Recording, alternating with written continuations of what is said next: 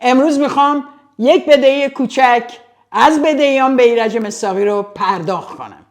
خیلی از دوستانم، خیلی از شما هم احتمالا همین فکر رو میکنین که چرا به ایرج مصداقی میپردازی و به هم میگن اون ارزشش رو نداره، ولش کن. نه، امروز میخوام به 5 نکته کوچک پس از 10 سال سکوت اشاره کنم و نشون بدم ایرج مصداقی چگونه دروغ میگوید.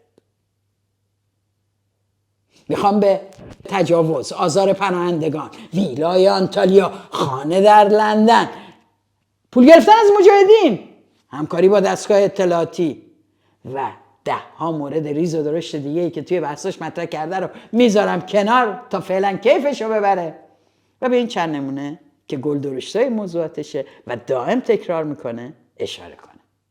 با من باشید. خیلی از شماها از من پرسیدین که ایرج مصداقی که با شما کار میکرد، با هم رابطه خوبی داشتین، چی شد یهو انقدر دشمن شما شد و انقدر گیر میده و ول نمیکنه؟ همه شما میدونین که در کمتر برنامه‌ایه که ایرج مصداقی دهانش رو باز بکنه و فحاشی و افترایی در جملاتش علیه من و همکارانم نباشه. همه شما دیدین که انقدر تکرار کرده مثل آخوندهای رو منبر که انقدر از قتل حضرت ابوالفضل و دست بریده‌ش و امام حسین و غیره میگن که آدم ها اصلا فکر میکنن تو صحنه قتل اونجا بودن. انقدر از من گفت، انقدر اتهام مالی و تجاوز و دزدی و همه چیز زد، انقدر واژه شارلاتان و غیره رو استفاده کرد و انقدر گفت اگه دروغ میگم، اگه حق با اوناست بیان برن دادگاه، که خیلی از شنوندگان و بینندگانش یقینا فکر میکنن تا نباشد چیزکی مردم نگویند چیزها و فکر کردن شادی همین اگه ساکته پس حتما چیزی هست، حتما راست میگه. میخواین بدونین واقعیت قضیه چیه؟ من ایرج مصداقی رو در کنفرانس هایی در آلمان و سوئد دیده بودم، جایی که خودم سخنران بودم. با او دوستی هم داشتم. اینجا و اونجا وقتی بهش حمله میشد ازش دفاع کردم، بحث کردم با دوستا و رفقای سابقم و گفتم باید حق حرف زدن داشته باشه. اونا میگفتن این دروغگوه، این مجاهد سابق امروز تنها با در ضدیت با مجاهدین اومده به صحنه. و من معتقد بودم کتاب زندان ایرج مصداقی باید خونده بشه و پخش بشه. روایت یک قربانی است. تا سال 2010 که سازمان عدالت بر ایران تشکیل شد و با ایرج مصداقی ما تماس گرفتیم، با هم رابطه داشتیم. ما بهش ماتریال میدیم، یه موقع سوالی داریم ازش میکنیم، ایمیل های دوستانه بین ما رد و بدل میشه. همون روز ایرج مصداقی مطلبی منتشر میکنه با اسم با چهره مرتضی اشراقی عضو هیئت کشتار 67 آشنا شویم. ایرج مصداقی.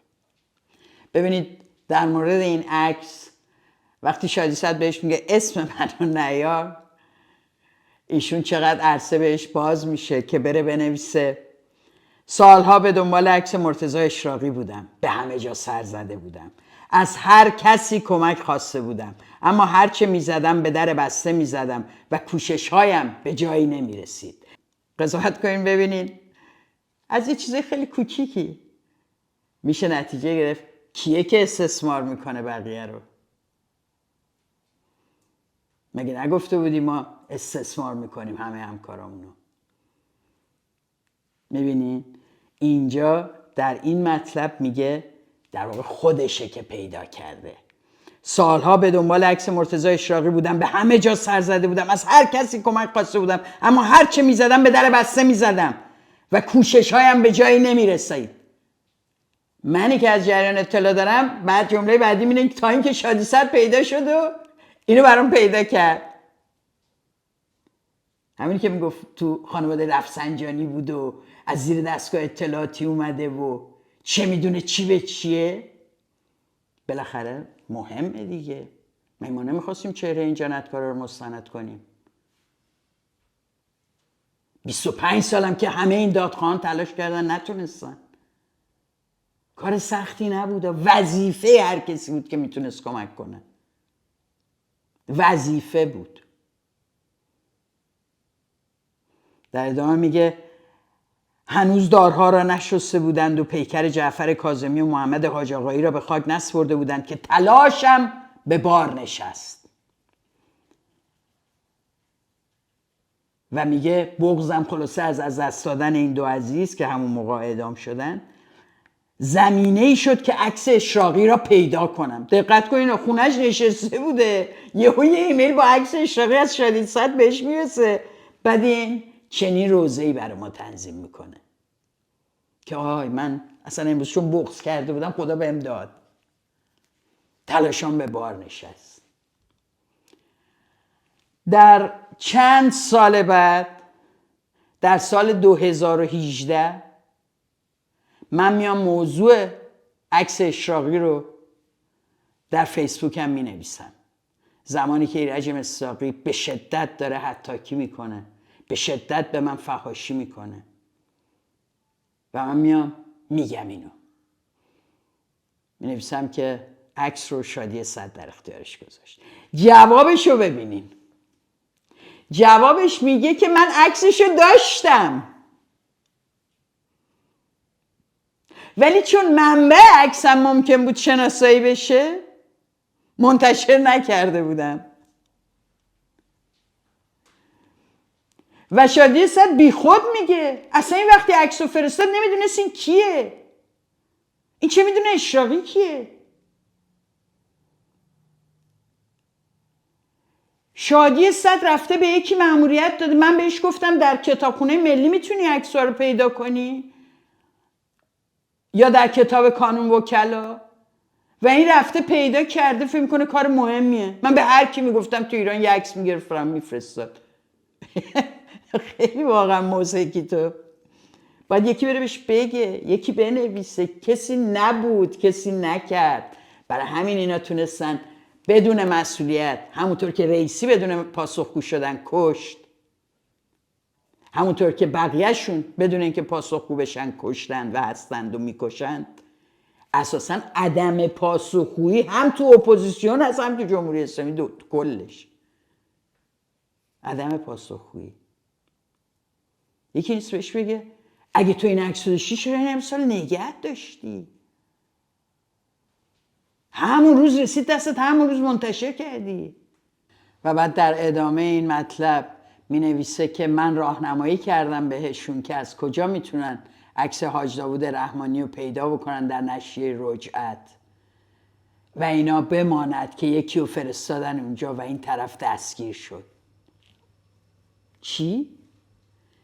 ایرج مصداقی خبر داره که ما کیو فرستادیم و دستگیرم شده و ایشون نه برای آزادی اون فرد کاری میکنه نه اسمشو میگه که ما بدونیم کیه که در دست رژیمه، کیه که دستگیر شده و زندانی شده به خاطر این کار. ببینید حالا کی تبدیل به فاضلاب امنیتی شده. یا دستگاه اطلاعاتی بهت خبر داده گفته ما یکی رو گرفتیم داشته این کارو میکرده، اینو بگو، که باز دوباره تو تورشی، باز دوباره اونا هن که بهت خبر میدن. همچی کسی نه وجود داشته نه کسی دستگیر شده. ایرج مصداقی دروغ میگه برای اینکه نیاز داره هیجان ایجاد کنه در خبرهایی که راجع به ما میده، نیاز داره دروغ‌های درشتی بگه که قابل باورشون بکنه. چند سال گذشته از این قضیه؟ 7 سال گذشته. کی بوده که رفته کتابخانه ملی برای ما چیزی تهیه بکنه و دستگیر شده؟ میبینید این فقط نمونه هایی از دروغ هاشه. فقط این مورد رو گفتم شاید بگین چه فرقی داره کی این عکس رو داده، بالاخره مهم بود عکس اشراقی منتشر شه، من با شما عمل بدم. ولی اگه کسانی میخوان به اسم خودشون همه تلاش‌های دیگران رو ثبت کنن و به این دلیل به دیگران عنوان شارلاتان و دروغگو میدن، مجبورم بیام اینجا جواب بدم، ایمیل نشون بدم و بگم که بدون سند راحت دروغ گفتن. و مادامی که بیننده و شنونده سند نمیخوان، اصلا دروغ گفتن دیگه راحته. این از ماجرای عکس اشراقی و درد ایرج مصداقی. برای اینکه یه جایی به خودمون جرأت دادیم بگیم این کار تو نیست. اما جریان عکس اشراقی دلیل این نیست که با ما بد میشه. اتفاقا چون ما فرستادیم همه چی اوکی. من تازه 2018 میام لوش میدم. هنوز چون ما هم سکوت کردیم گذاشتیم لذتشو ببره، به دشمنی نه انجام میده. یعنی شما تا مادامی که ایرج مصداقی هر چه میکند سکوت کنید، دشمنی ایجاد نمیشود، مگه اینکه پررو باشین، زیر بلیتش نرین. الان یه نمونه دیگه شو بهتون میگم. ایرج مصداقی در سال 2011 وقتی ما میخواستیم تحقیق جنایت بیعقوبت رو انجام بدیم، در نیمه راهش بودیم، با ایرج مصداقی هم در ماه می اون سال من مصاحبه داشتم در استکهلم و باهاش در این مورد گفتگو کردم. ازش پرسیدم که ضبط گفتگو هم موجوده، هر زمان هر چیزی لازم باشه سندش دست من هست و الا در موردش حرف نمیزنم.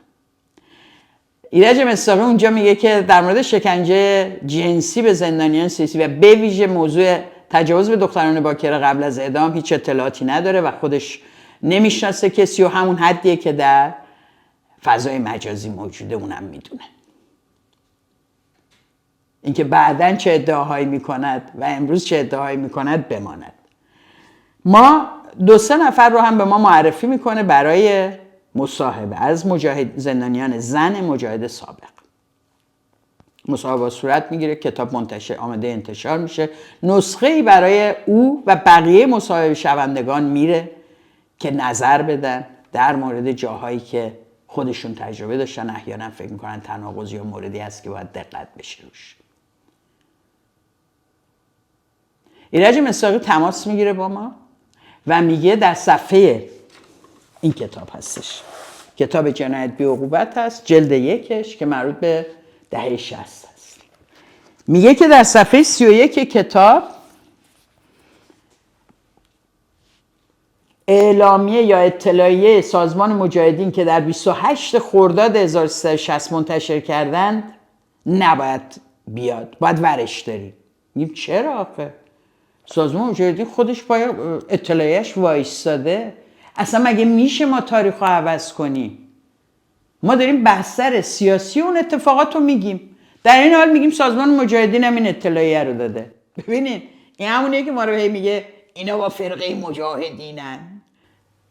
ایرج مصداقی در واقع میگفت این اطلاعیه رو نذارین توی کتاب، برای اینکه باعث محکوم شدن سازمان مجاهدین میشه که در واقع قبل از 30 خرداد اعلام جنگ داده به رژیم. یعنی این شده بود وکیل سازمان مجاهدین، همین کسی که امروز واژه فرقه رجوی از دهنش نمیفته.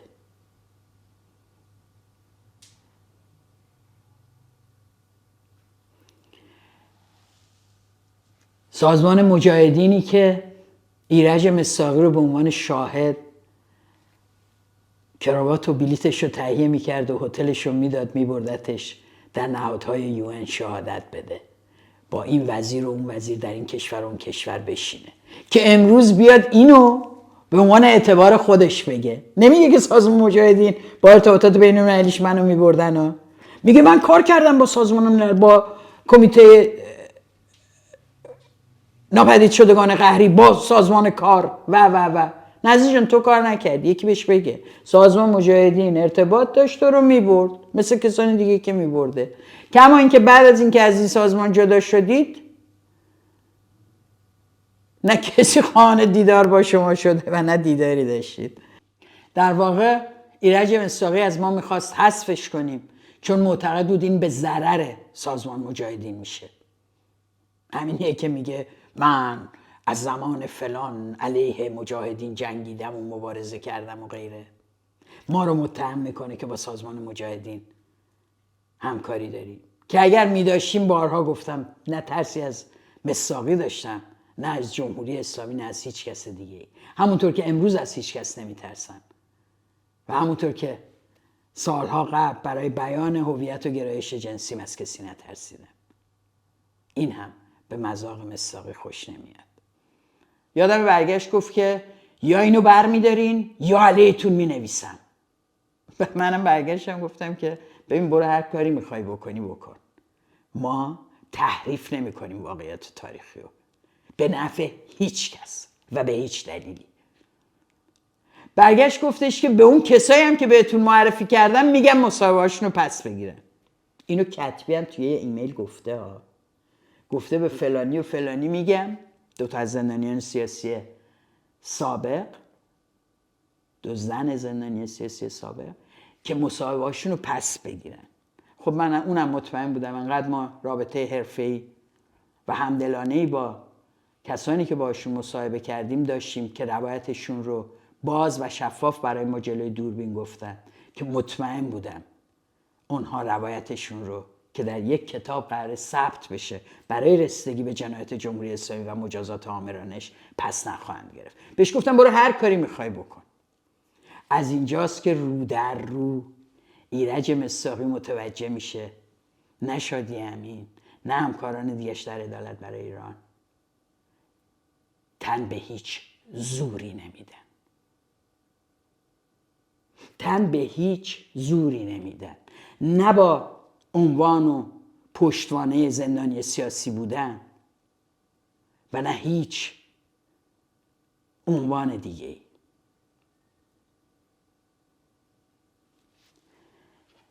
در این زمان در دسامبر کتاب ما منتشر میشه. در همون ماه دسامبر، ولی چون یه مقدار ربط داره به این قضیه بدم نمیاد بگم، 21 دسامبر ایرج مصداقی نامه‌ای داره 21 دسامبر 2012 به فائزه هاشمی رفسنجانی، همینجور داره ازش تعریف میکنه. اصلا میگه تو چقدر تغییرات مثبت کردی، چقدر من خوشحالم، چقدر بغض کردم نامتو خوندم، چقدر تو از رانت بابات استفاده نمی کنی، آفرین به تو. بهش میگه، یعنی به جایی میرسه که بهش میگه که پدر شما علیرغم اشتباهاتش، نه جنایاتش، اشتباهاتش، چون سال 88 پشت خامنه‌ای نایستاد، باعث حفظ جانهای بسیاری شد و دفاع از پدر شما در مقابل جبهه خامنه‌ای به تقویت جنبش و صف مردم میانجامه و ضروری است و باید صورت بگیره.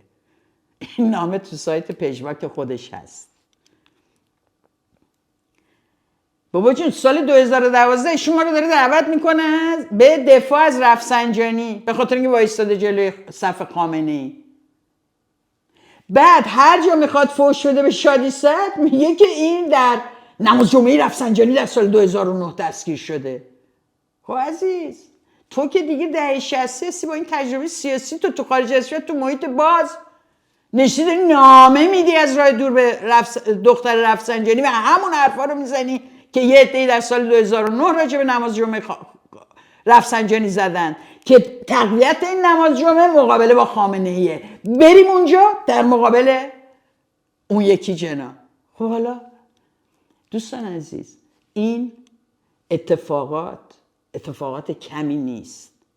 ببینید نظر سیاسی طرف رو ببینید اون موقع چی بوده. 2012 داره میگه دفاع از رفسنجانی درست بود. 3 سال بعد از 2009 همه اونایی که از نماز جمعه رفسنجانی و خودش و غیره دفاع کردن و موسوی و غیره پس گرفتن، آگاه شدن. این یکی تازه یادش افتاده. اینا همه موارد اختلاف بعدی است. و البته در همون مقاله، در همون نامه فدایت شوم به فائزه رفسنجانی اشاره میده که برو کتاب جنایت بی‌عقوبت عدالت بر ایران رو بخون تا ببینی به زنان زندانی سیاسی در دهه 60 چه گذشته. ایرج مصداقی به فائزه رفسنجانی میگه برو اینو بخون. پس تا حالا همه چی ظاهرا خوبه، داره پیش میره، هیچ مشکلی هم نیست. هنوزم علیه ما به قولش عمل نکرده بنویسه، تا اینکه در سال 2017 و 18 ما در یک تحقیق مشترک با سازمان عفو بین الملل در مورد، گوش کنید، در مورد گورهای جمعی و زندانیان سیاسی در سال 67 در زندانهای شهرستان‌ها، برای این تحقیق نیازمندیم که به زندانیان سیاسی شهرستان‌ها رجوع کنیم. ایرج مصداقی یکی ازش بپرسید شما در زندان شهرستان هم بودی؟ طبیعتاً ما دنبال آدم‌هایی می‌گردیم که اونجاها بودن. با توجه به بافت سیاسی شهرستان‌ها و شهرهای کوچیک‌تر توی ایران که بخش زیادی از فعالین سیاسی دهه 60 در اون دوره و این ترس جمهوری اسلامی هم بود، با توجه به بافت سنتی مذهبی این شهرستان‌ها معمولاً قوی‌ترین سازمان در اونجا سازمان مجاهدین بود، بی برو برگرد، و بیشترین زندانیان رو زندانیان سیاسی مجاهد تشکیل میدادن توی این شهرها.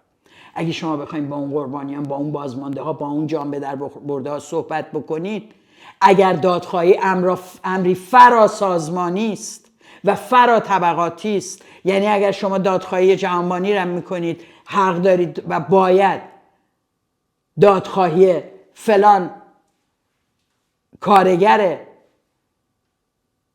فدایی را بکنید، اگر مجاهدی که بدون دادگاه در سال 67 کشته شده، بیش از 4700 نفر کشته شدن که اکثرشون مجاهد بودن فقط در یک زندان، خب معلومه که باید برید ببینید این بازمانده ها چگونه گذشته براشون زندان اون موقع، چه آدمایی رو میشنه، اینو باید ثبت بشه. مگه اینکه شما معتقد باشین کشتن فلان، اعدام فلان گروه سیاسی اشکالی نداره، اون یکی بد است. خب این که دادخواهی نمیشه، این که تحقیق حقوق بشری نمیشه. به همین دلیل به شکل ما راهی آلبانی شدیم. علاوه بر مصاحبه‌ای که با بازمانده ها در اروپا و آمریکا و استرالیا و غیره کردیم و حتی در ایران، برای یافتن این بخش دیگر قربانیان باید میرفتیم جایی که اونها هستند. چه کسانی که جدا شده بودن و ما فکر میکردیم که در خیابون‌های آلبانی دارن میگردن و میتونیم بهشون دسترسی داشته باشیم، چه کسایی که با سازمان مجاهدین کار میکنن. رفتن ما به آلبانی، امروز میگم، 10 سال دیگه میگم، سالها قبلا بارها و بارها گفتیم، هیچ ربطی به تنظیمات با سازمان مجاهدین نداشته. ما اولین بار در خود آلبانی ازشون خواستیم که آیا امکان داریم با زندانیان سیاسی بازمانده از 67 در شهرستان رو صحبت بکنیم. اولین گفتگو با کسانی که مرتبط بودن با سازمان مجاهدین در اونجا صورت گرفت و همون روز هم اولین مصاحبه‌ها ترتیبش داده شد. اعتراف میکنم که ما اصلا فکر نمی کردیم که بتونیم با اعضای از سازمان مجاهدین در آلبانی بدون کنترل سازمان مجاهدین در مقابل دوربین و آزادانه شهادت بگیریم و باشون گفتگو کنیم. این اتفاق ولی افتاد. ما با 10 تن از اعضای سازمان مجاهدین از جان به در بردگان سال 67 در اونجا گفتگو کردیم و روایت هاشون رو ثبت کردیم در مقابل دوربین. تمام این مصاحبه ها اسنادش موجوده. از کجا ایرج مصداقی فهمید ما رفتیم آلبانی؟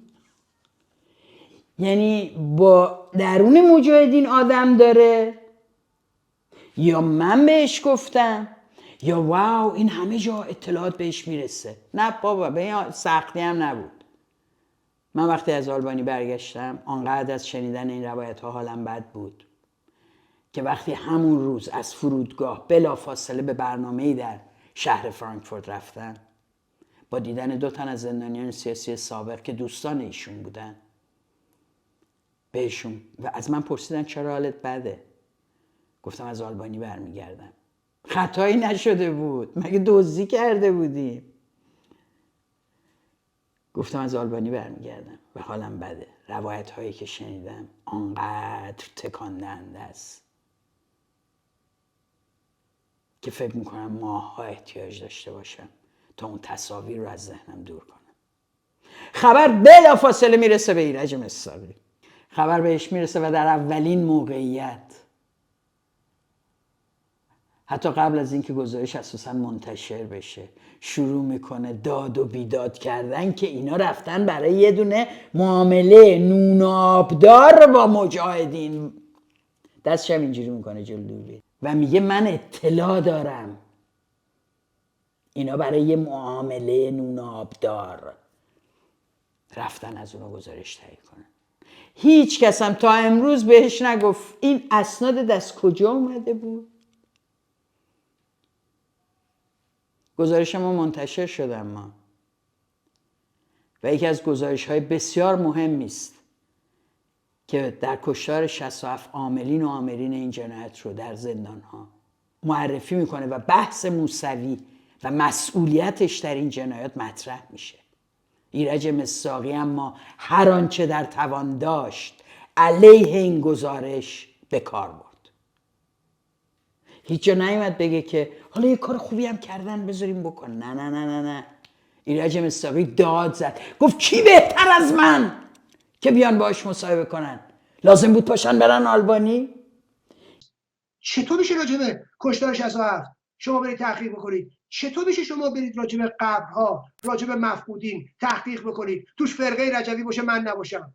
منی که تو اروپا، منی که همه میدونن، منی که هر کس خواسته کار کنه راجع به این پروژه با من یه تماس لااقل گرفته، لااقل منو به یه چیز نشستم، به این یه داستان میشناسم. معلومه که ما سکوت نمیکنیم، یا لااقل من سکوت نمیکنم. از جانب خودم که میتونم بگم معلومه این اصالت تو این کاراتون نیست. حالا اینجا اصل صحبتش که ما رفته بودیم آلبانی و این خوشش نیامده بود این بود که هی میگفت چرا نیومدن با هم مصاحبه کنن؟ چرا بنام کی بهتر از من تحقیق کردم، من کتاب نوشتم. آقا در مورد زندان شهرستان هست. تو مگه چند نفر بودی؟ در همین شهرستان هم بودی سال 67؟ همه مرکز عالم در مورد موضوع زندان شمایی؟ خب این بود که دردش اومد. دوستان عزیز، ما مرزامونو زیر پا گذاشته بودیم، مرزایی که اون سالها برای همه تعیین کرده بود که چی و تا کجا راجع به زندان بگن، منبعشون کجا باشه، مشاورشون باید ایشون می بود. هر کاری تکونی میخواستن بخورن با ایرج مصداقی باید مذاکره و مشاوره میکردن، زن و مردش. یهو شادی امین و شادی صدر اومده بودن یه سازمان ایجاد کردن که روی همین موضوعات کار میکرد و به قربانیان میگفت باید صدا داد، میگفت باید دیگران بیان و روایت هاشون شنیده بشه. با رسانه ها مذاکره میکرد که افراد که تا به حال مصاحبه نکردن رو دعوت کنه برای مصاحبه، که از این تک صدایی زندان و تهران محوری روایت زندان خارج بشه. ما از سنندج بشنویم، از زاهدان بشنویم، از آبادان و خرمشهر و اهواز بشنویم، از خوی و میانه بشنویم، از فسا و شیراز بشنویم. خوشش نیامده بود، داد میزد و میگفت چرا نیومدن با من مصاحبه کنن؟ پس اینا هدفشون زندان و دادخواهی نیست. هدف اگه کسی زندان و دادخواهی باید بره اول با ایرج مصداقی مصاحبه کنه. یکی هم نبود بگه خب حالا فرض کن میامدن با تو مصاحبه میکردن مشکلی پس نبود. اینه که رفتن آلبانی ما باعث خشم اوست، چون او از محوریت موضوع زندان و طرح روایت 67 خارج میشه. جایی هم نداشت. موضوع زندان شهرستان ها بود و گروه های جمعی در اونجا. اما به ایرج مصداقی برش فرق نداره، هر جا باشه باید باشه، اگه کسی راش نده دشمنی باش میکنه. این اصل قضیه است. خب پس معلوم شدش که جریان نون و آبدار، معامله نون و آبدار با مجاهدین که بعداً اومد توی یکی از کامنت ها که یه عده بهش فشار آورده بودن که آقای مصداقی ما به شما خیلی احترام میذاریم، واقعا اگه این شادی صدر و شادی امین چنین موجوداتی هستن که پول پروژه رو میگیرن میرن خونه میخرن، اگه به ما اسنادشو بدیم ما توف میندازیم تو صورت اینا. برداشت نوشتش که دید مونده دیگه، و از مجاهدین پول گرفتن. سوال این بود اگه از مجاهدین پول گرفتن بتونی ثابت کنی، آقای مصداقی با توجه به احترام و اعتمادی که به شما داریم ما در صورت اینها توف خواهیم انداخت، ولی چون به اینا رو میشناسیم برامون سوال پیش اومده، ما اینا رو به نیکی میشناسیم. اونجا دید عرصه تنگه، ضمناً همه اینا هم اسکرین شاتاش وجود داره، دید عرصه تنگه. نوشت من هیچ وقت نگفتم اینا از مجاهدین مستقیما پول گرفتن، مجاهدین این پولا به کسی نمیدن. در ویدیو اینجوری کردی مهل نون آبدار.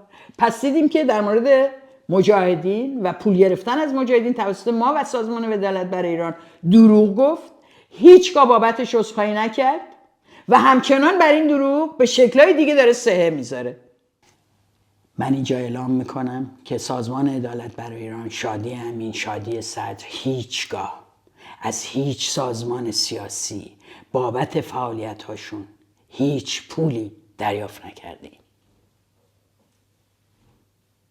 و این وظیفه مدعیانی است که این افترا رو به ما میزنن، این اتهام رو میزنن که بیان ثابت کنن که این اتفاق رخ داده. من هیچ رو نمیتونم ثابت کنم، اونا هن که باید مدارک و شواهدشون رو بیارن و ارائه بدن. دروغای دیگه‌ش هم به ترتیب اگه بخوام بگم، موضوع دادگاه کانادا و موضوع تجاوز و خشونت و آزار جنسی توسط من که هر وقت کم میارن بهش متوسل میشن، چه دستگاه امنیتی چه اینا. جریان ویلای آنتالیان هم میخواین بدونین حقیقتش چیه. فقط چند نمونه است براتون میگم، ویلای آنتالیان هم در ادامهش میگم. خب یکی از موضوعاتی که خیلی هم عده خوششون میاد و تبدیل شده به یکی از پاسخهایی که هر وقت من بحث سیاسی میکنم علیه شاهزادهشون نقدی مینویسم یا میگم، علیه جمهوری اسلامی اقدام موثری میکنم، هم در فارس نیوز میزنه بیرون، هم در رادیو کوچهشون میزنه بیرون، هم مصداقیشون این ور اون ور تعریف میکنن این ماجراها رو. در سال 2015 دستگاه امنیتی وبسایتی ایجاد کرد علیه من و مشخصا علیه من. یه وبسایت ایجاد کردن به زبان انگلیسی و فارسی، دو زبونه کاملا حرفه‌ای، که بیش از 76 مطلب در اون علیه من درج شد. بارها و بارها اتهاماتی هم که توی اون میزدن دزدی بود، خوردن پولهای پروژه بود، تجاوز بود، آزار پناهجویان و زندگیاشون رو نابود کردن در ترکیه بود. همه این کارا رو من تکی کرده بودم.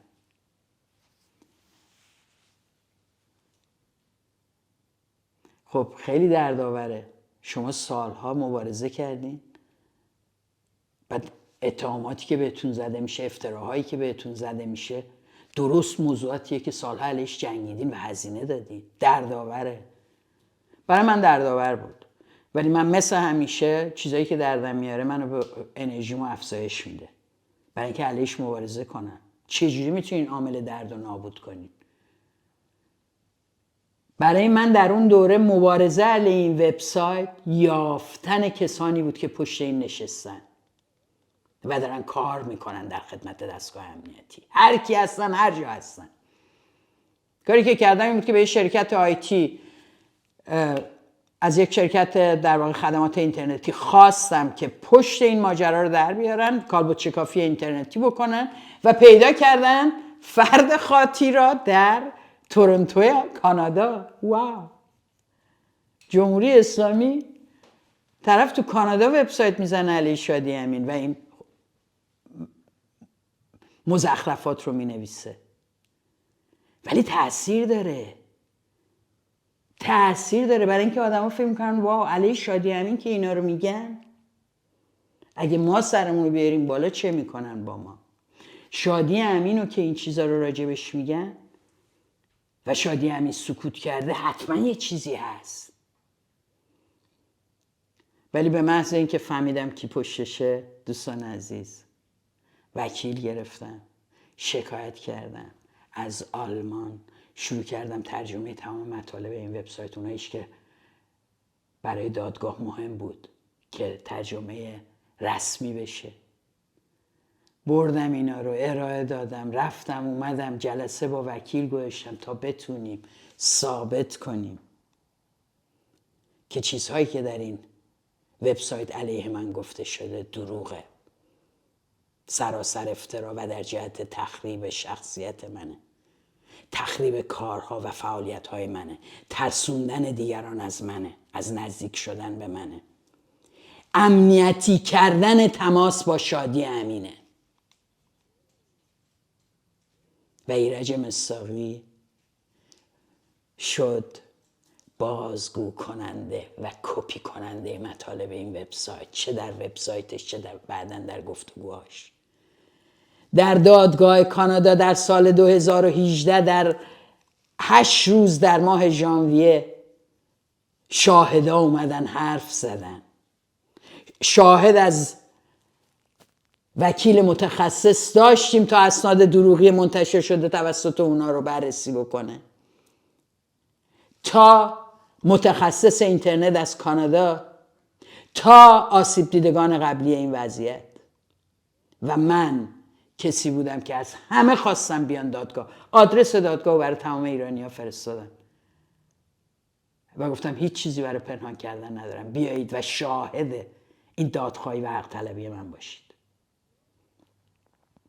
آدم‌های زیادی اومدن هر روز، همه دعوت شده از طرف من، نشستن و گوش کردن، دیدن که چطور یک یک اسامی اینایی که همکاری داشتن، همدستی داشتن با این میزنه بیرون و همشون تهش میگن ما نمیدونیم، ما نمیدونیم کی بود اینی که بهش خشونت شده بود، ما نمیدونیم کی بود این که بهش تجاوز شده بود، ما اسم نداریم، ما همینجوری یه ایمیلی بود رسید.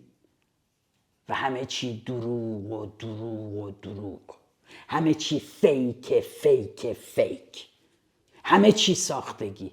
قاضی بعد از این در آپریل همون سال رأی نهاییشو اعلام میکنه. دقت کنین، یه موقع فکر نکنین که این دادگاه احیانا من وکیلی داشتم و دم و دستگاهی داشتم و شادی امین انقدر قوی بود که دولت کانادا فکر کرد اگه پشت شادی امین وای نایسته چی میشه. نه بابا جون، 4 وکیل از سوی او توی دادگاه شرکت میکردن هر روز، پشتش صفر بود، پول هم داشتن. وکیل اصلیش از اعضای شورای مرکزی نایاک کانادا بود.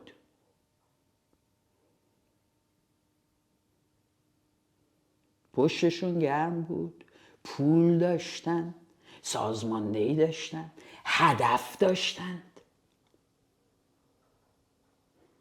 4 ساعت دادگاه رو تلف کردن برای دفاع از حسین شریعت مداری.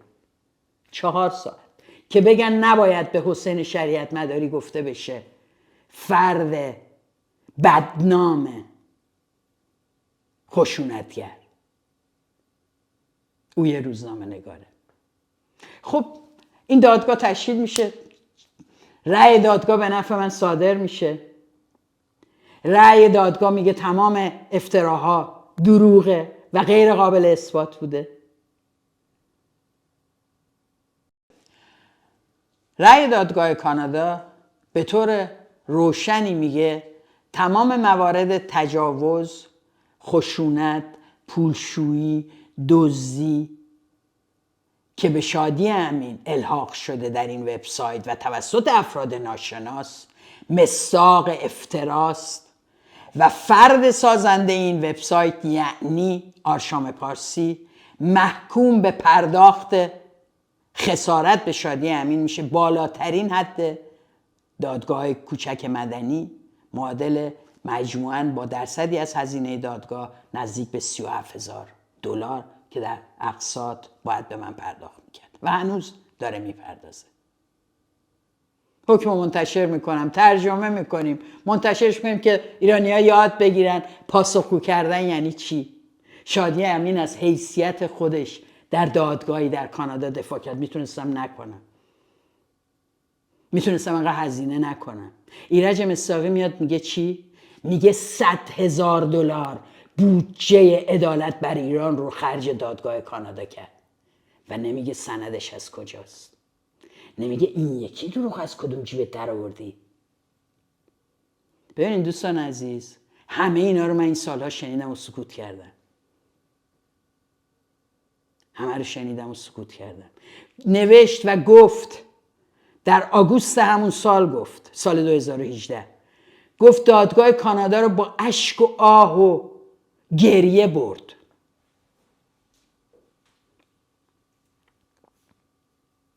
اینجوری آیا حق میده به مخالفینش که بهش بگن شما دادگاه حمیدنوری رو با اشک و آه و ناله بردین؟ چطور وقتی نوبت شادی امین میشه سیستم قضایی یهو میشه ناکارآمد و بر اساس گریه شادی امین جای دیگه یهو سیستم قضایی عادل و دادخواه میشه چون شما میخوای؟ ببینید وقتی اومد این چیزا رو گفت، در واقع داشت رأی دادگاه کانادای ما رو زیر سوال میبرد، چون از نزدیکان ایشون هم در اونجا نقش داشتن. اسامی بیرون اومده بود که برای خیلی ها دردناک بود. من پیروز اون دادگاه بودم. دیگه نمیشد گفت شادی امین متجاوزه، شادی امین دزدی کرده، شادی امین پول پروژه خورده. بالاخره اون کسایی هم که به این پروژه ها کمک مالی میدن این چیزا رو میخونن دیگه. هیچ کس نپرسید چطوری شادی امین $100,000 پول یک سازمان رو برد خرج دادگاه کرد. یعنی این پولا روش هیچ کنترلی نبود. چرا شادی امین هیچ عواقبی دوچارش نمیشه؟ دروغه دیگر و دیگر و دیگر. بعد میان میگن اگه راست میگه شادی امین بیاد از ایرج مصداقی هم شکایت کنه دیگه. شادی امین که بلده، رفته. بودن کسایی که میگفتن همین دوستان زن من که دوستان فمینیست من بودن که میرفتن شب نشینی با ایرج مصداقی گوش میکردن، پای حرفاش میشستن، میمادن برای من تعریف میکردن، میگفتن که خب شادی جان شما برو از این هم شکایت کن، چون واقعیت این مریض هم هست، حالش هم خوب نیست، یهو میبینی یه چیزایی میگه خیلی ناجور، بیا برو شکایت کن جلوشو بگیر. نه من پولشو دارم، نه وقتشو دارم که انرژی بذارم برای اینکه دهن اینو ببندن. خب دهنهای دیگه ای بازه. جمهوری اسلامی که بیکار ننشسته، رسانه‌های خودش هست. برید ببینید در ظرف چند سال گذشته چند مطلب علیه من تسنیم و مشرق نیوز و فارس نیوز و غیره زدن با همین محتوا. بعدم دوستان عزیز برم از ایرج مصداقی شکایت کنم که کسان دیگری بیان و بگن رفته از زندانی سیاسی سابق شکنجه شده و بازمانده 67 شکایت کرده، رفته از کسی که نوری را به دادگاه کشید شکایت کرده و او را به دادگاه کشانده. نه نمی کنم این کارو. اینجوری میام دروغش رو افشا میکنم با سند. برای یکی از حرفاش نتونسته سند بیاره. چرا برای ویلای خریده شده توسط من در اون جایی که ایشون میگه، آنتالیا. ایرج مصداقی میگه به اونم برمیگردم و میگم. اما این جریان دزدی و ویلای آنتالیا چیه؟ در ژوئن 2018 اولین بار یک کانال یوتیوبی به اسم ارتش فمینیستی ایران یک کلیپ منتشر میکنه و در این کلیپ که علیه من هست که گویا من با پول خون مردم در ایران و پول رنج پناهجویان LGBT دارم خوشی میکنم و این فتوشاپ جعلی منتسب به من و ایمیل شخصی من رو منتشر میکنه. در اونجا گفته میشه که شادی امین، این ایمیلی است که میبینید که گفت گویا متن ایمیلی است که من گویا به شادی صدر فرستادم و در اون صحبت کردم از هم شماره صورت حساب آوردم، هم اسم بانک آوردم، هم محل دزدی آوردم، هم مبلغ دزدی آوردم، هم آدرس ویلا رو تقریبا نوشتم که چند طبقه است و هم اسم حسابدار رو آوردم، گفتم به اون این را بگو و بگو من رئیستم و فلان و مطلب یا اون ایمیل انقدر به جزئیات وارد میشه که خواننده تصور بکنه که کسی که این همه جزئیات رو میدونه حتما این ایمیل واقعیه و فراموش کنه اصلا بپرسه این ایمیل از کجا اومده. برای اینکه اون کانال یوتیوب ناشناسه. 7 ژوئن 2018 ایرج مصداقی میاد و میگه که از نظر من تردیدی نیست که این ویدیو کلیپ رو وزارت اطلاعات رژیم این رو منتشر کرد. این کانال یوتیوب بدون تردید کار دستگاه اطلاعاتی است. میگه اصلا از اسمش معلومه، شک نکنید کار دستگاه اطلاعاتی است. ارتش فمینیستی ایران یعنی ساخت ارتش سایبری ایران. جملات خودشه ها، چون میهن تیوی که شده جعبه کثافت اتهام و افترا به من اون تو میگه ها. قبلش هم در تلویزیون من و تو میگه که اگه میخواین بفهمین چیزی سایبری است یا نه و کار دستگاه اطلاعاتی است یا نه، نگاه کنید ببینید وقتی از اسمش تشخیص ندید که این کار دستگاه اطلاعاتیه.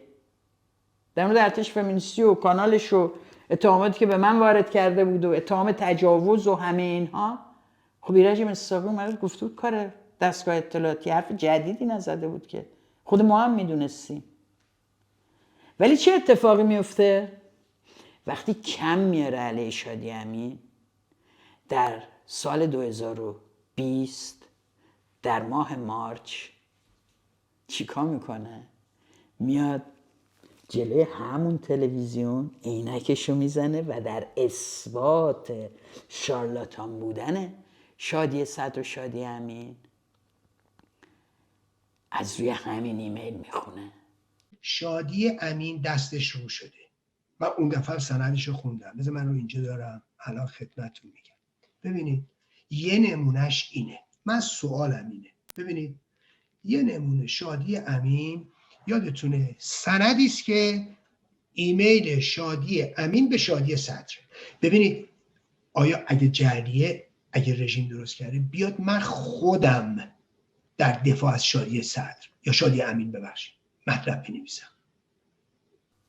این ایمیل چیه که شفای هر مریضیه.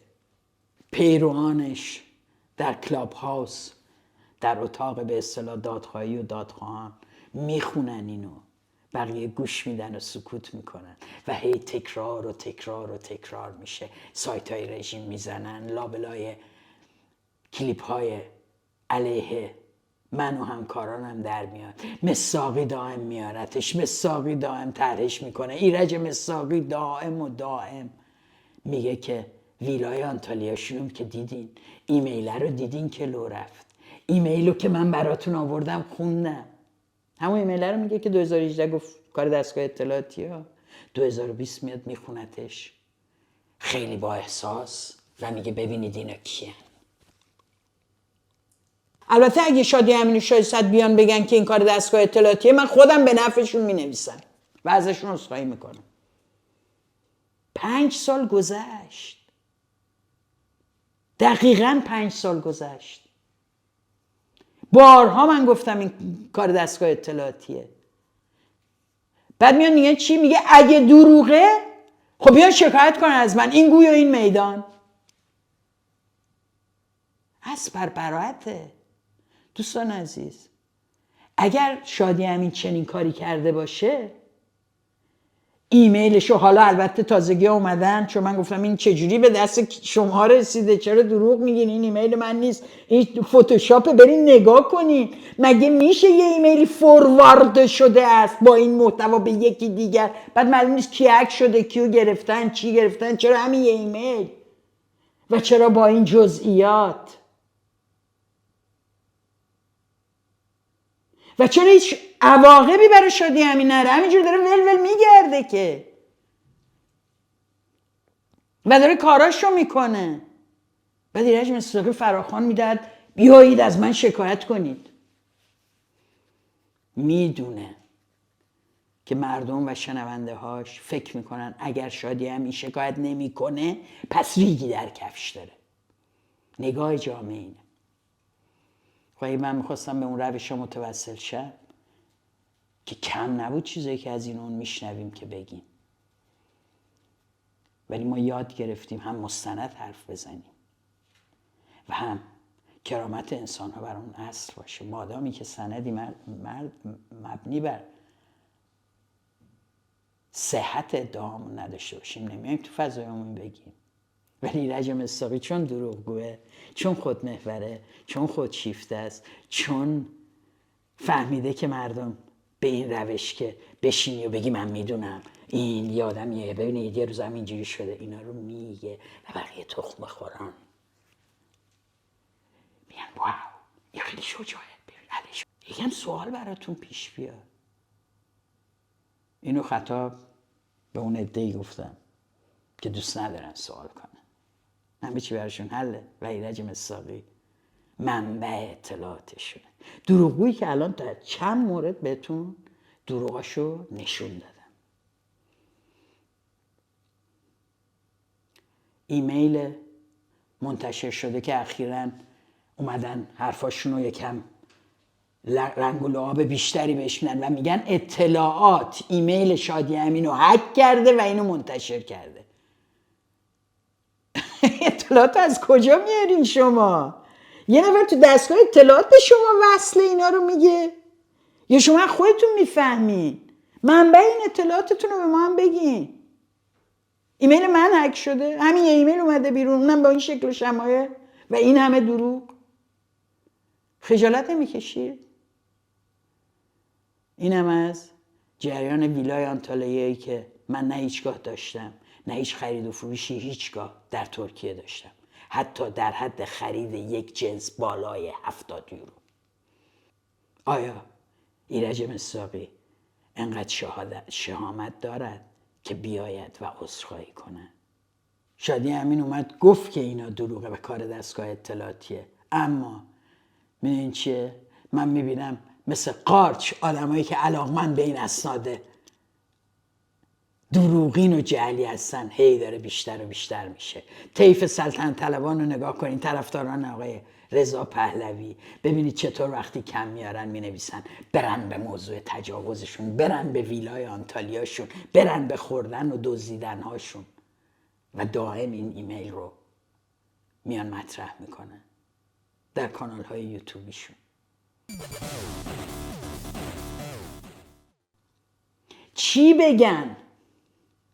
نهایت قدرتشون با دروغ‌هایی است که میگن و بینندگانی که جذب میکنن برای اینکه دوست دارن پای داستان‌های دروغین راجع به این و رخت خواب این و اون بشنون. و بارها گفتم راجع به رخت خواب من بیشتر از رخت خواب گوگوش و ابی با هم حرف زده شده و نوشته شده.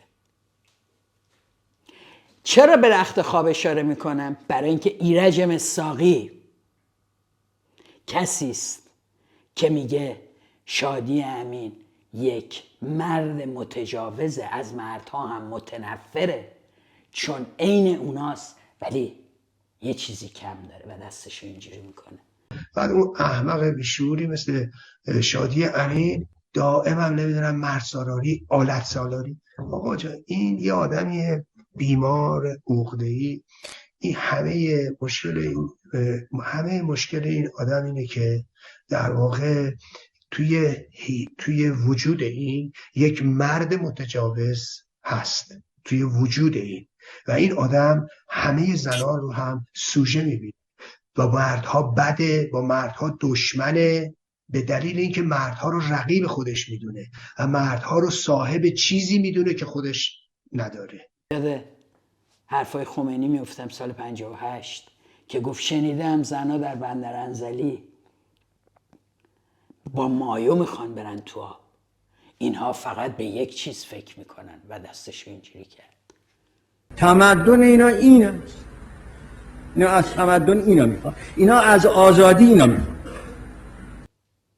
اون موقع خیلی ها نفهمیدن که این جمله خمینی آغاز سرکوب جنسی تو اون جامعه است و پایانی نخواهد داشت وقتی چنین با سکوت عمومی روبرو میشه. الانم ایرج مصداقی برای من مظهر همین قضیه است. همونه. یادتونه لاجوردی شکنجه های ساواک رو تجربه کرده بود.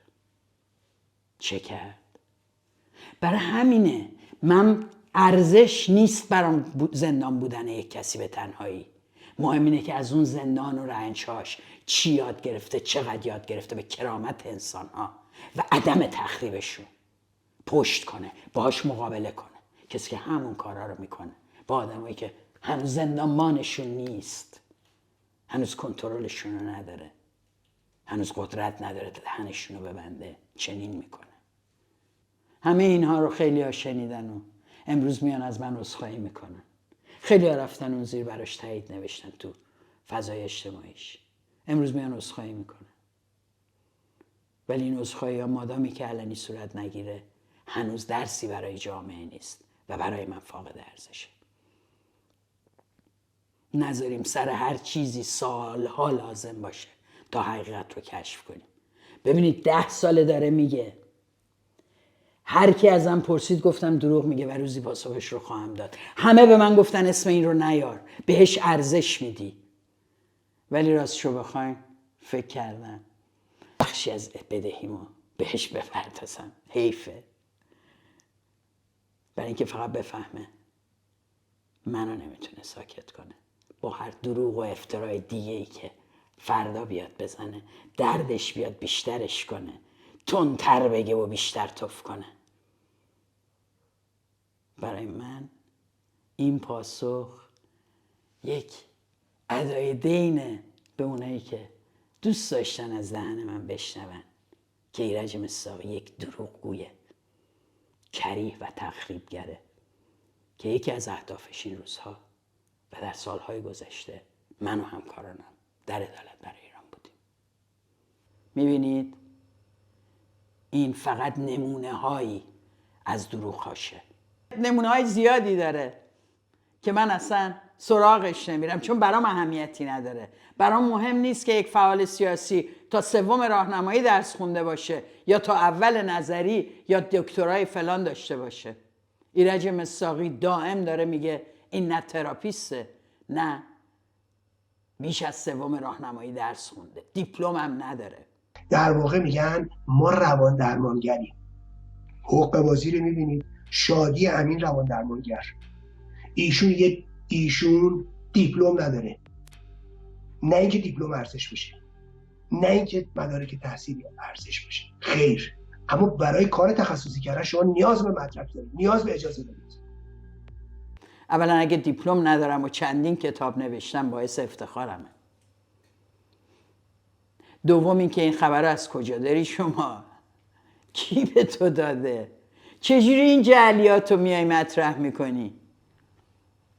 دوستانی که با من در دبیرستان بودن با من دیپلم گرفتن که اساسا برای من فاقد ارزشه. اینم بگم دروغ میگه مصداقی. من هم تراپیستم، هم آخرین کار تحقیقیم هم دیدید اعلام کردم در دانشگاهی در نیویورک کردم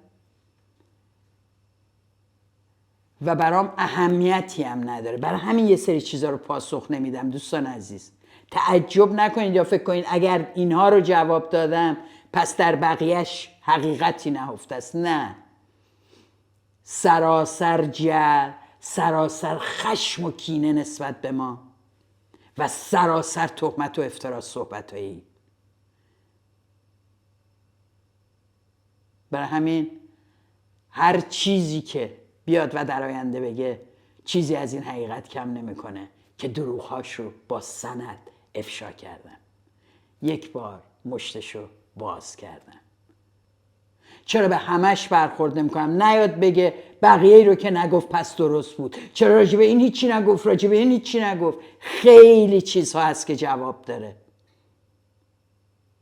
اما فکر میکنم در همین حد و در رابطه با مهمترین اتهامات و افتراهایی که زد براتون نشون دادم که چقدر همش دروغ و بر مبنای اسناد جعلی و ساخته دستگاه اطلاعاتی جمهوری اسلامی است.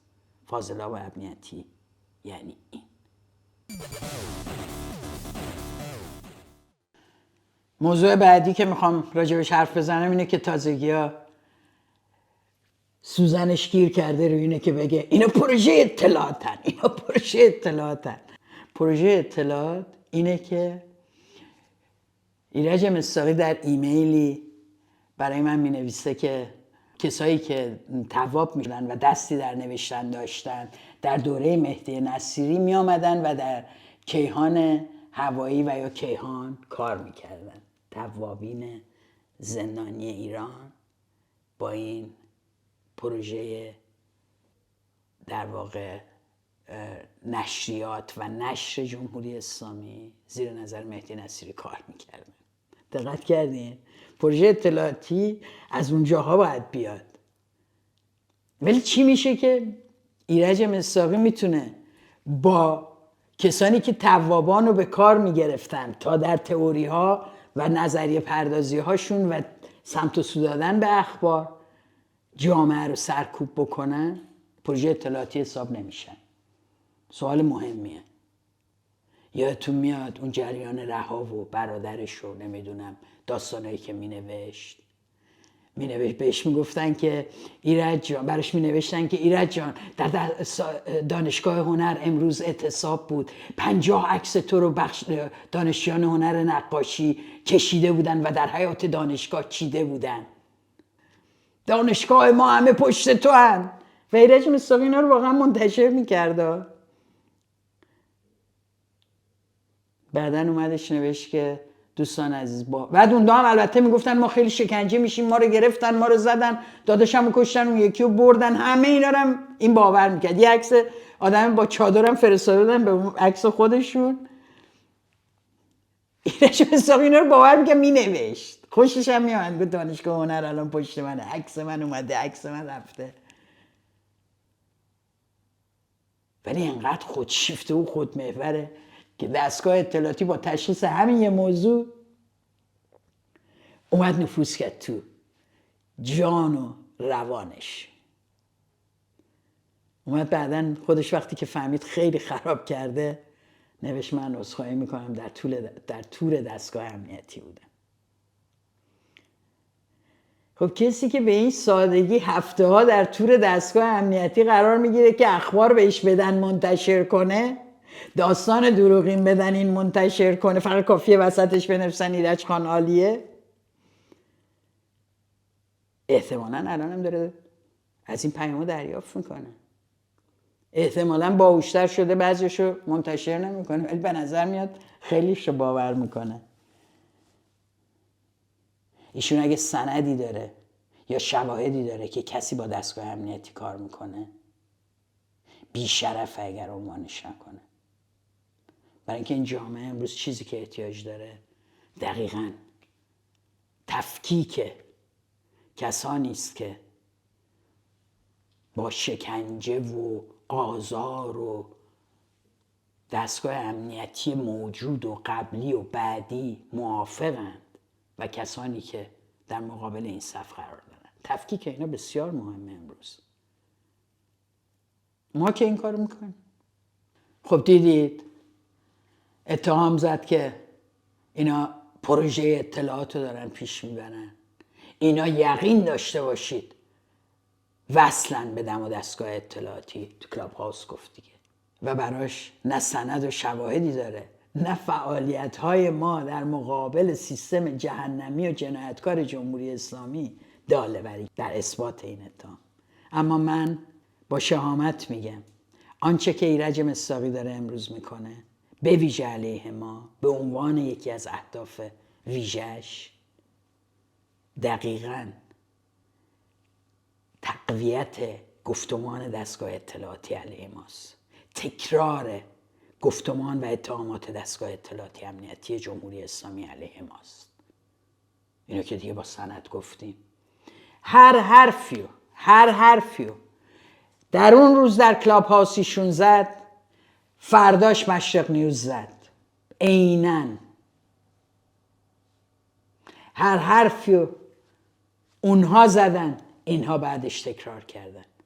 و من این تیکه‌هایی که دارم به شما میگم تیکه‌هایی است که علنی ما میبینیم، ما به هم پیام ندادن، ما نمیدونیم چه ایمیلی کجا توسط کی رد و بدل شده. من اتهام نمیزنم، دارم نتیجه گیری میکنم از یک اکت سیاسی مشخص یک فرد در خارج از کشور. کار و زندگیشو گذاشته زمین، البته نمیدونم داشت یا نه، صبح تا شب تو این تلویزیون ها نشسته، بدون استثنا در هر مناظره و مصاحبه تخریب ما تو دستور کارش. خیلی هم وسواس داره، یه چیزایی رو هم باید تکرار کنه. این اونجاییست که من میگم شباهت این دو گفتمان با هم اتفاقا خیلی ترسناکه. چه کسانی از کجا به کجا میرن. ایرج مصداقی فقط کم آورده که اینو میگه، در کنارش ضمناً میگه اینا دارن علیه من دشمنی میکنن. من دارم میکنم، من اولین باره دارم جوابتون میدم. برید بگید، برید ببینید، برید بگردید. اولین باره که من دارم به چند مورد اتهامات این فرد جواب میدم. دشمنی؟ از این به بعدم هر جا ضروری ببینم جوابشو میدم. اما فکر میکنم باز دوباره برم در یک خواب زمستانی طولانی و اینو با تعریفاش و افتراها و اتهامات و عصبانیت شدناش و دهنکف کردناش تنها بذارم تا وقت ضرورتی که شادی امین خودش تشخیص بده و به تشخیص خودش پاسخ بده یا نده. من میخوام از همه شما دوستانی که این برنامه رو تا اینجا دیدین تشکر بکنم. میدونم که برای خیلی ها این اسناد، این پاسخ دادن کم بود. خیلی ها دوست داشتن من بیشتر بگم و بیشتر بگم و بیشتر بگم. ولی باور کنید همین چند نمونه مشتیست نمونه خروار. فکر میکنم اگر کسی اهل فکر کردن باشه با همین چند مورد که گل درشتای ماجرای اینا هستن نتیجهشو میگرفت. میخوام که هر کسی هر جایی با چنین روایت هایی روبرو میشه پرسشگر باشه، ازشون بپرسن، ازشون سند بخوان، نذارن هم حواله بدن بعدن میگم خونه فلانش و سندش رو بعدن رو میکنم. بگن هر موقع قادر بودی رو کنی اتهامو بزن. گفتن این دروغا مادامی که جامعه یاد نگرفته که فرهنگ مسئولیت رو باهاش مبارزه کنه امری عادیه. شطوریست که ولی در خونه همه ما خوابیده. دلم میخواد این شماره ولتاژ رو برای دوستانتون بفرستین، برای همه کسانی که روزی شنونده و بیننده برنامه‌های ایرج مصداقی در افشای شادی امین هستن. دلم میخواد بفرستید براشون و بگید شادی امین پاسخ داد به روش دیگری، نه وارد زندگی شخصی و قیافه او شد و نه او را متهم به چیزی کرد که در موردش سندی نداشته باشد، نه به شنیده های این و آن در مورد رفتار و حضور اجتماعی او اشاره کرد، نه به دروغ های او در مورد دیگران از روح الله اعظم تا بقیه، نه به شیوه های او به از میان بردن رفیقان سابق یا کسانی که با آنها احساس میکنه رقابت داره پرداخت. شادی امین نه فحش داد، نه از واژه‌های کریه و تخریبگری که ایرج مصداقی استفاده میکرد استفاده کرد. شادی امین به همه حرفهایی که او در این سالها علیه زده که ساعتها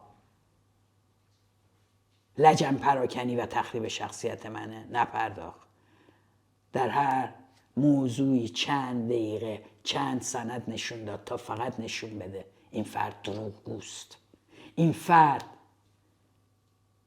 به طرز بیمارگونه‌ای علیه فعالیت‌های ما خشمگینه، به هر دلیلی ضد زنه، هوموفوبه، ما زیر بلیتش نرفتیم، خشمگینه یا هر چیز دیگه، یا طرفدار شاهزاده ایشون نیستیم که البته به تازگی ایشونم خیلی جان نثار شده، قبلا خب نبود. شادی امین در چند مورد فقط نشون داد که او دروغگوست. این ویدیو برای اینه که بمونه به یادگار که من بخشی از بدهیمو به ایرج مصداقی پرداخت کردم. مرسی از اینکه برنامه ولتاژ امروز رو دیدید. یادتون نره سابسکرایب کنین، یادتون نره با دوستانتون به اشتراک بذارین و مهمتر از همه مثل همیشه ولتاژ رو دوست داشته باشین.